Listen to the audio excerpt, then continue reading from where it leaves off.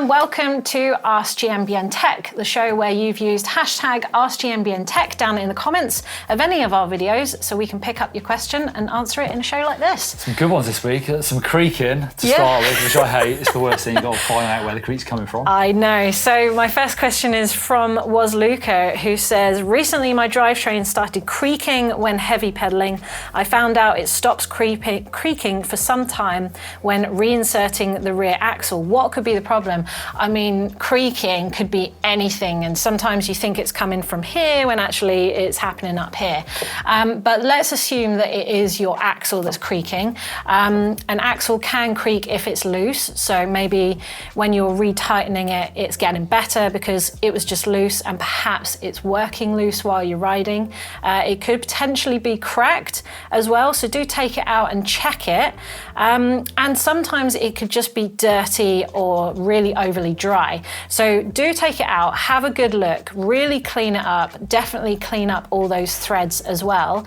And I would say grease up the shaft and then use something on the threads that might be a bit more of a sort of a grippier compound, maybe even thread lock. Have you used thread lock in this? Not on axle, I haven't. No. I've seen them come loose, so make sure you're talking them right, I suppose. I've seen them crack and break. I would say often with like drivetrain creaks, it's actually not the drivetrain, it's just that you're pulling the back end of the bike. So I was also take the shock out and just check the bearings on the suspension, if there's any rough bearings or any side-to-side movement. I've actually had a creak in my rear hub recently, and it was the spacing. I changed the axle out, the spaces from different size, and it was something moving around inside the hub. So first thing I do is check the rear hub as well. That might be creaking. But you've got to diagnose, I guess, which bit is the creaking bit. Yeah, you never know where it's really coming from because it seems to resonate through the frame, but I think some detective work is in order. Next question is from E. Xavier, who asks, does an angle headset increase the risk of ripping off the head tube? Thinking of trying to slack out my all-Bayer Laufey, which is it's quite a slack hardtail actually. Already? 65.5 degree head angle. So I would say, it probably doesn't, but I would kind of wonder what you're trying to go for here. If you're trying to make an already slack hardtail even slacker, you're trying to make it more stable. They're quite a long wheelbase as well, not Laufey as well. So I don't know. I would probably think about not making it any more slack and just thinking about if you can do it with the cockpit, maybe a higher bar is going to give you the answer we're looking for, but you can get angle sets. Cane Creek do one. It's a great example using a 70-75 alloy and contoured internally to ensure strength. Slack R, as mentioned, have an additional tube inside the head tube, and they require a minimum of 20 to 25 mil of spaces around the stem to support it too. But they'll only work with corresponding frames, and frame manufacturers should tell you if one can be used or not. So basically consult the frame manufacturer. Yeah, cool. So from Nash and Bikes says, I've got a Scott Spark 930 with a float 34 and a nude 5. I'm 63 kilos, running 85 PSI with the suspension rebound almost on the slowest setting with 3 tokens, and on the shock I'm running 200 PSI and the rebound almost closed with no tokens. But effectively he keeps bottoming out. So what could be the problem here?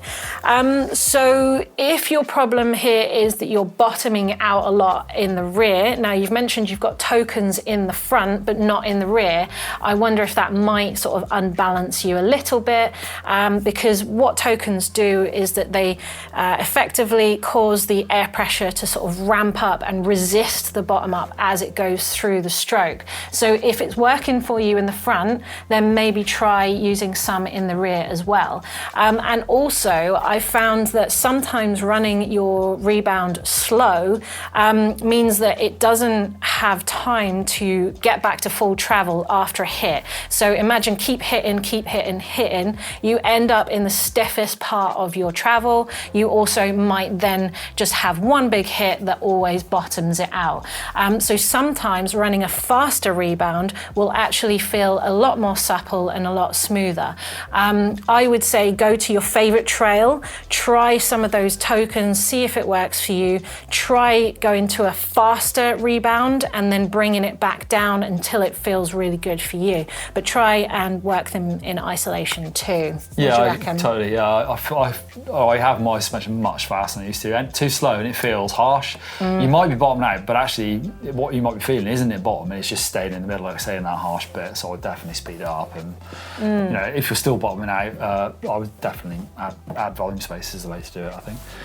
Right, on to Brain Reaver 79. It says, I'm on the pretty poor side of the income bracket, but I'd like to get a full suspension frame.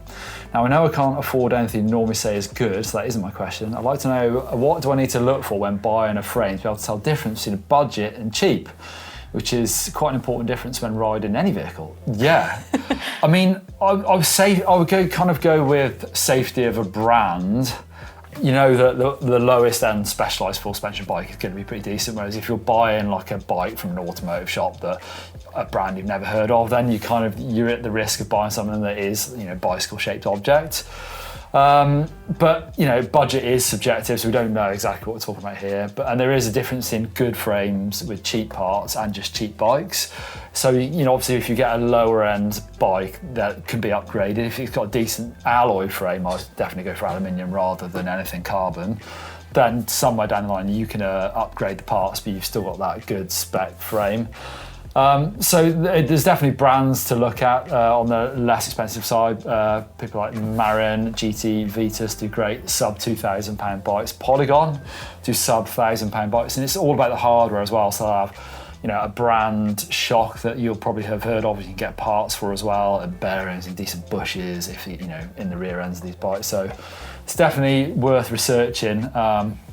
See what you can find for a decent price, and like I say, stick with a named brand. I would if you can. You don't want to end up with Blake's Amazon bike, do you? Which broke in one ride. That's what I would class as a cheap bike. Total false economy, isn't it? Especially you can't buy replacement parts to them, or it's not worth buying replacement bits for them anyway. So even things like hangers that you don't want to find, you can't get them. If you're not sure what a named brand is or a good brand is, then do look for reviews online, because chances are if there's a review, it's a known brand. And kind of in the past, you would have seen those big automotive shops like Halfords in the UK would be selling these brands that are a bit dodgy, whereas you can go to places like Go Outdoors now, like those brands are just really good. They're not the ones you'll see in the bike shops, but they're still really good budget bikes. Agreed. So James Blacklaws says, I am looking at replacing the frame bearings on my bike soon. Do I need to replace all the sleeves, washers, etc., or is it okay to just replace the bearings? So I'm not sure if you mean like linkages or like headset bearings, or whether you're changing all of them, but generally washers, not so much necessarily, but if you're buying like a bearing kit specifically for your frame, it should come with everything anyway. So just go ahead and replace everything. When it comes to headsets, obviously there are some that you can drop in like a drop set bearing, and you can keep the top sleeve, and some of those do have like rubber seals on them, and rubber can degrade over time, it can perish. So you might want to check that if you have that kind of working, to see if it needs replacing. If it doesn't look like it's perished, if it's not getting frilly or holy or anything around the edges, then that seal's probably pretty good. If it's not, then you might as well go ahead and buy the full headset to replace both the bearing and the tops as well. Yeah, I should be fine. I've done it where I've left things too long. Old Santa Cruzes, they used to be really vulnerable in the bottom linkage. Right. And you leave it too long, by the time you get around to doing it, everything's so like welded and rusted in there that you damage the hardware getting the stuff out. But oh my God, yeah. That's down to my laziness more than anything. So you should be able to reuse them, I respect.